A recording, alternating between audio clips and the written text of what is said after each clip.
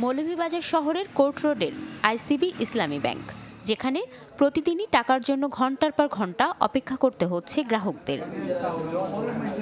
প্রায় 2 মাস ধরে এমন চললেও মিলছে না চাহিদা মতো অর্থ। কেউ 1 লাখ টাকা তুলতে এসে পেয়েছেন 10,000 টাকা, কেউ আবার ফিরছেন খালি হাতেও। ব্যাংকটির এই শাখায় পর্যাপ্ত টাকা না থাকায় অনেকের চেক ফিরিয়ে দিচ্ছেন কর্মকর্তারা। পাশাপাশি ডিপিএস ও ফিক্সড ডিপোজিট সহ অন্যান্য স্কিমে টাকা জমা রাখা গ্রাহকদেরও বাড়ছে ক্ষোভ আর দুশ্চিন্তা।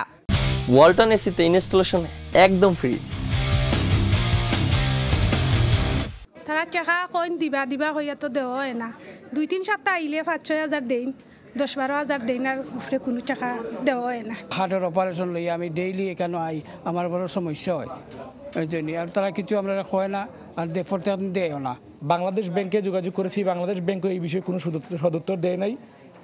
ওনাদের হেড অফিস থেকে এই বিষয়ে কোনো সদুত্তর নেই।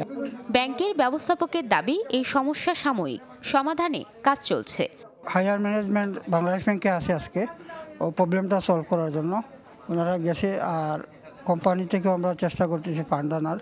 তো যে কোনো একটা হলে আমাদের সমস্যাটার সমাধান হয়ে যাবে ইনশাল্লাহ খুব শীঘ্রই। আইসিবি ইসলামী ব্যাংক থেকে চাহিদা মতো টাকা তুলতে না পেরে ভোগান্তিতে পড়েছেন 5 শতাধিক গ্রাহক। Desk report, channel 24।